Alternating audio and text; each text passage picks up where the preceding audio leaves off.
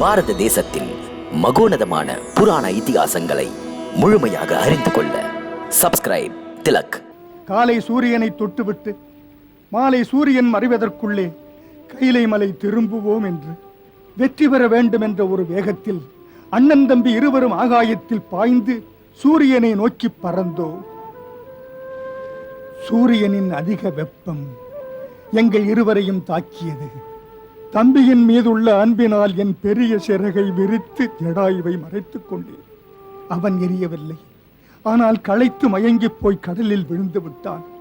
என் 2 இறக்கைகளும் எரிந்து விட்டது. நான் என் தம்பியை பிரிந்து எனது 2 இறக்கைகளையும் பறிகொடுத்து இந்த மலையில் வந்து விழுந்தேன். அந்த நாள் முதல் இன்று வரை ஆதரவுக்கு ஆளில்லாமல் நாளை கடத்துகிறேன்.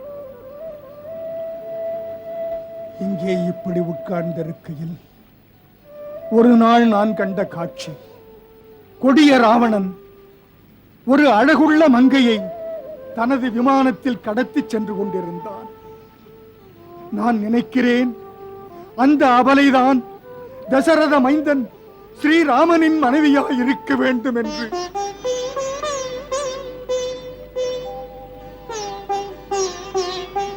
எனக்கு எப்படி தெரியும் அந்த அரக்கன் என் தம்பியை கொன்றவன் என்று? ஆம் பட்சிராஜனே, நிச்சயம் அது அன்னை சீதை தான். தாம் நேரில் பார்த்திருக்கிறீர்கள்.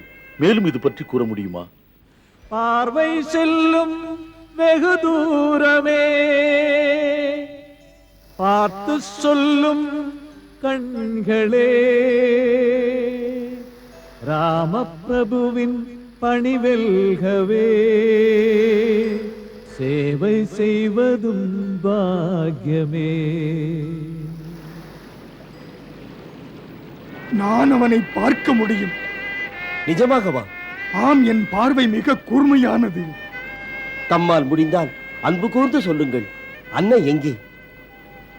அன்னை இப்போது அரச மாளிகை அசோகவனத்தில் மரத்தின் கீழே அமர்ந்து வேதனையில் மூழ்கி இருக்கிறாள்.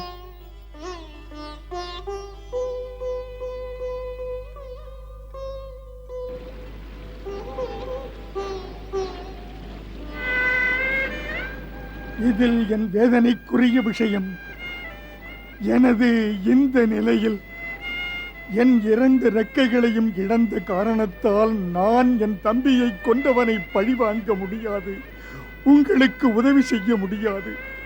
வாயால் பேசத்தான் முடியும். எப்படி அங்கே போவது?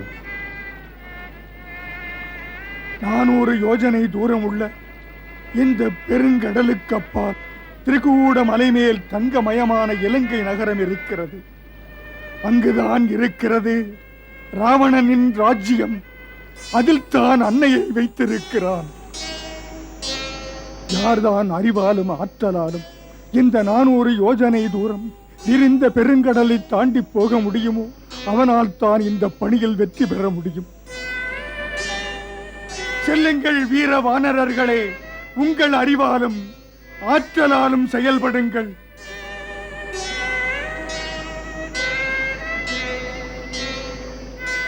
தயவு செய்து என்னை கடலுக்கருகே எடுத்துச் செல்லுங்கள். அங்கு சென்று இறந்த என் தம்பி ஜடாயுவின் ஆத்ம சாந்திக்காக நீர்க்கடன் கொடுத்து என்னுடைய கடமையை முடித்துக் கொள்ளுகிறேன். நளன், நீலன்,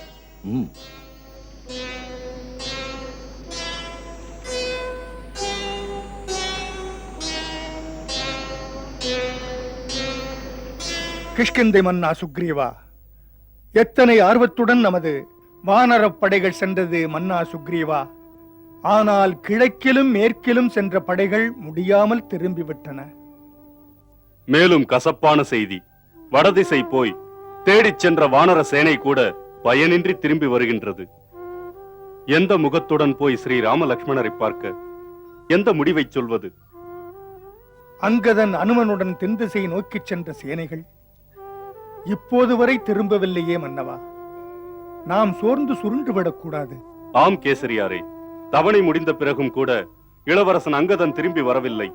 ஆகையால் தென்திசை நோக்கி போனவர்கள் வானரப் படைகள் வென்று வருவார்கள் என்று நினைக்கிறேன். நம்பிக்கையின் ஒளி கடலுக்கு அப்பால் தெரிகிறது. ஆனால் இங்கோ சோர்வெனும் இருட்டுக்குள் நாம் முடங்கி கிடக்கிறோம். இப்போதுதான் ராவணனை பற்றி தெரிந்து கொள்ள முடிந்தது. இடம் மட்டும் தெரிந்தது, எப்படி அங்கு போவது என்று தெரியவில்லை. தெரியவில்லை என்று சொல்லுவதே வெட்கக்கேடு. என் தந்தை மாவீரர் மன்னர் வாலி அடிக்கடி சொல்லுவார், முயன்றால் முடியாதது எதுவுமே இல்லை என்று.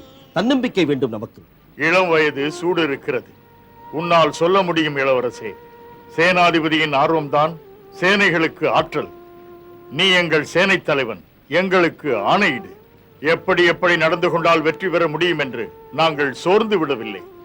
சிறந்தவரே, வயதில் மூத்தவரே, அனுபவம் உள்ளவரே, தாமல்லவா எங்களுக்கு நல்ல வழி சொல்லத்தக்கவர்.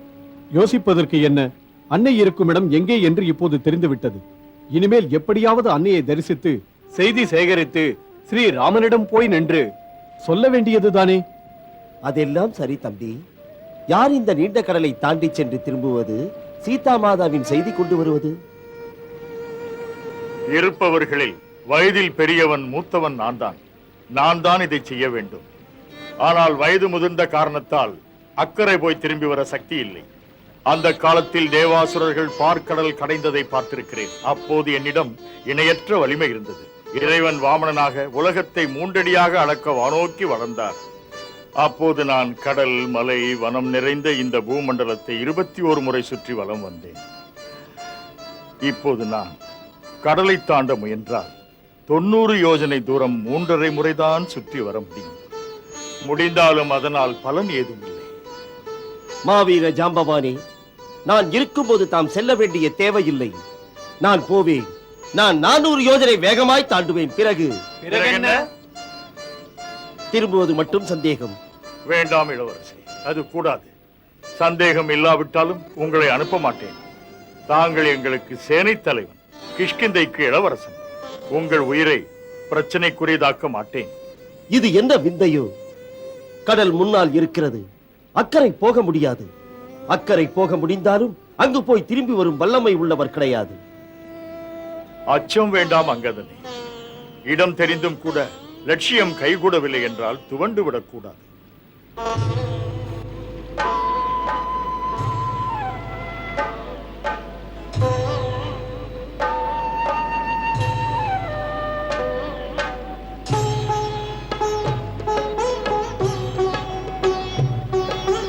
ஸ்ரீராம பணிக்கு சிறந்த தொண்டர் அஞ்சனை மைந்தர் ஏனோ நம்முடன் கலந்து கொள்ளாமல் தன்னந்தனியாக நிற்கிறார்.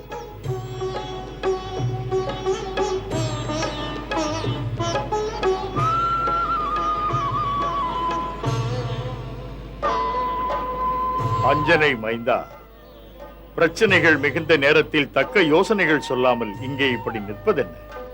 இவருக்கு என்ன குறை ஜாம்பவான்? இவருக்கு முன்பு நடந்தது எல்லாம் தெரியாது, அதையெல்லாம் மறந்து விட்டார். என்ன மறந்தேன்? அனுமனே, உன்னிடம் உள்ள அபார வலிமை, தெய்வீக திறமை உன்னுடைய அன்பு தந்தை தாய் கேசரியும் அஞ்சனையும் தந்தது.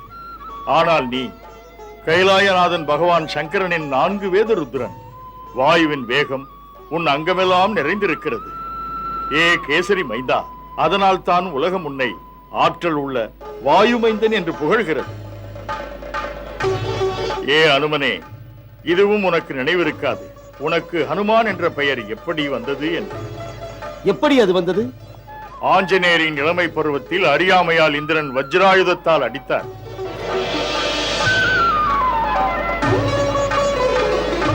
ஆஞ்சநேயர் உதயகிரி மலையில் விழுந்தார். வஜ்ராயுத அடிபட்டதால் அவருடைய தாடை இப்படி கோணி விட்டது.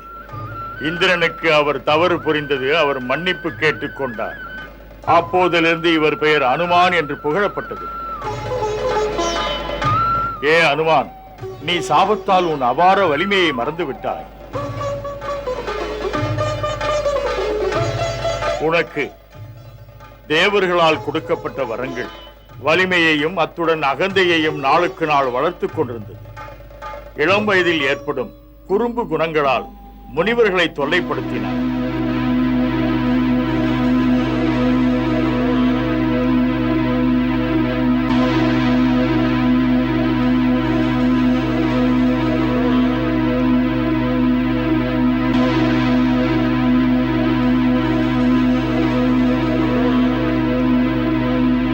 கோபமடைந்த முனிவர் ஒருவர் உனக்கு சாபம் கொடுத்தார். குறும்புக்கார சிறுவனே, எந்த சக்தியால் கர்வம் கொண்டு இப்படி நீ துஷ்டத்தனங்கள் செய்கிறாயோ அந்த சக்தி மறைந்து போகட்டும்.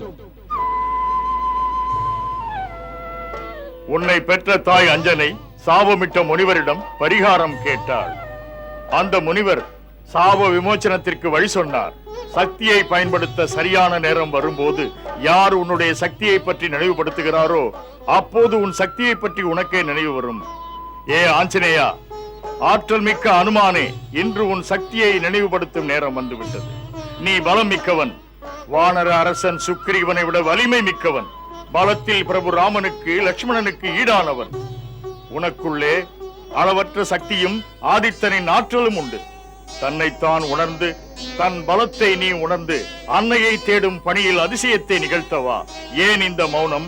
எதற்கு இந்த தனிமை அனுமானே?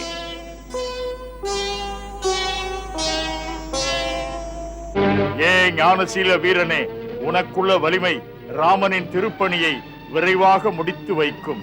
உன்னை பற்றிய தாழ்வு மனப்பான்மையை உடனே விடு. ஏ வலிமையின் வடிவே, மாவீரன் ஹனுமனுடன் 400 யோஜனை தூரம் விரிந்து கிடக்கும் இந்த கடலுக்கு அப்பால் சீதா மாதாவை நேர்மையற்ற ராட்சசன் ராவணன் சிறை வைத்திருக்கிறார். இருக்குமிடம் தெரிந்து தேடி கண்டுபிடிப்பது உங்கள் பணி ஹனுமான். வலிமையால் வரலாறு படைத்த அனுமான் அக்கறையில் இருக்கும் அன்னையை தேடுவதற்கு கடலை தாண்டும் சாதனையை நீதான் செய்ய முடியும். ராமகாரியத்தை விரைவுபடுத்து. சத்தியம் சாய்வதில்லை என்று அறிவுறுத்து. தேவியை கண்டு வா.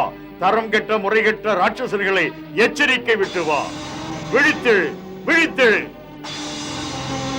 செயல்படுங்கள் அனுமான். செய்து முடி அனுமான்.